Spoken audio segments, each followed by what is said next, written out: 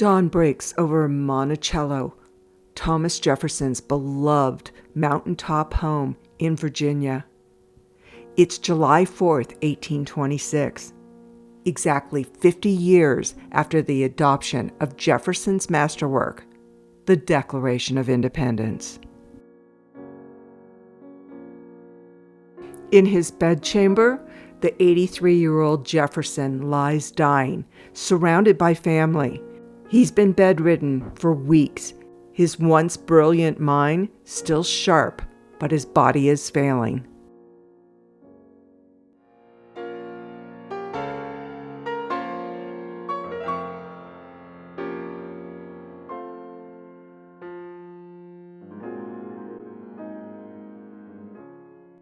Jefferson had been in declining health for years. Rheumatism, an enlarged prostate, and what doctors now believe was severe diabetes had taken their toll. Yet he remained engaged with life until the end.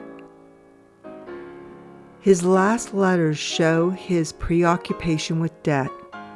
He would die owing over $100,000, a massive sum for the time. Yet his main concern was for his daughter Martha and his grandson Thomas Jefferson Randolph, who would bear the burden of his obligations. Randolph put Monticello and its furnishings up for sale. Much of Jefferson's furniture and farm equipment, as well as 100 enslaved men, women, and children, were bought at a public auction in 1827. The grounds and the building soon fell into disrepair. Throughout the night of July 3rd, Jefferson drifted in and out of consciousness. His doctor and his family kept vigil. According to his daughter Martha, Jefferson would occasionally ask, "Is it the 4th of July?" When told it was not yet the 4th, he would continue to hold on. At 12:50 p.m. on July 4th, 1826, Jefferson took his last breath.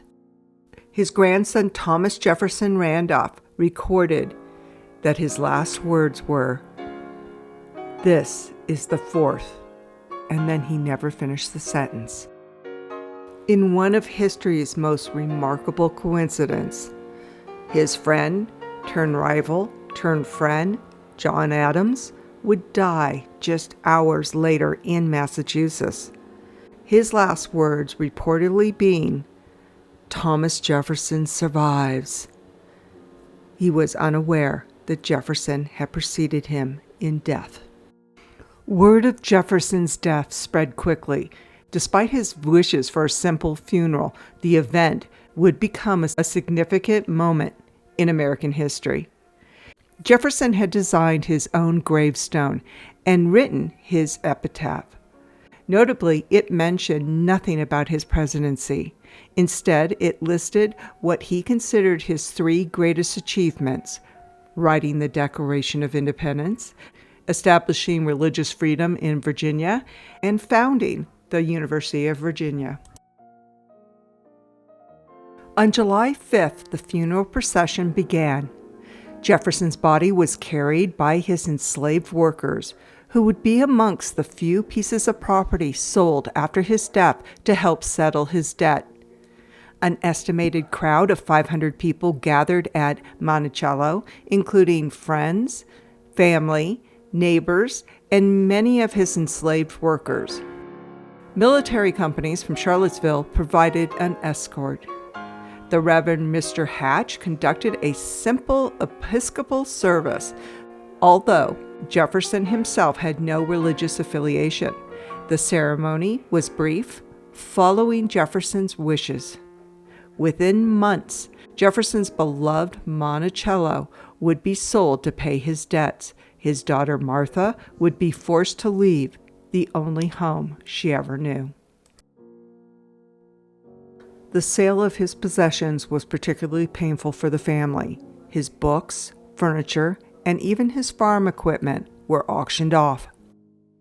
His enslaved workers were sold, separating families who had lived at Monticello for generations.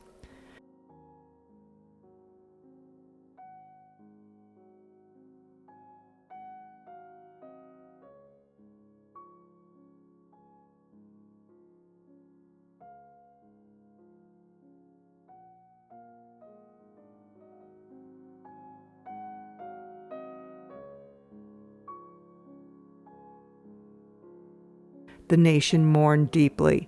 Daniel Webster gave a famous eulogy in Boston, noting that Jefferson and Adams dying on the same day was proof that American liberty is immortal. Today, Jefferson's grave remains at Monticello, now restored and preserved as a National Historic Landmark. His original gravestone has been replaced, but the words he chose still mark the resting place. We know Jefferson's face from countless paintings, sketches, and statues, but the most accurate image of him in his final days came from an incident that nearly killed him. Late 1825, just months before his death, an artist arrived at Monticello to make a plaster life mask of the 82-year-old Jefferson. The artist was confident it would only take 20 minutes to create the plaster mold. It is a simple process. Apply oil to the skin, cover the face and shoulders in plaster, wait for it to dry, then remove it. But something went terribly wrong. 20 minutes became an hour, then 2 hours. The plaster hardened like cement against Jefferson's skin, but the artist had failed to apply enough oil. The plaster was stuck and fused to Jefferson's face and shoulders. What followed was nothing short of torture. With Jefferson unable to move, they had to take a mallet and chisel and literally chip the mask off his face in chunks. Remarkably, this traumatic experience produced what might be the most accurate representation of Jefferson's features in his final days. A face that has witnessed the birth of the nation, authored the Declaration of Independence, and survived this final, painful tribute to posterity. Every line, every wrinkle you see here isn't just art.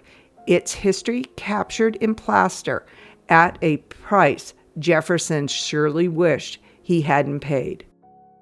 That Jefferson died on July 4th seems to many Americans almost divine providence.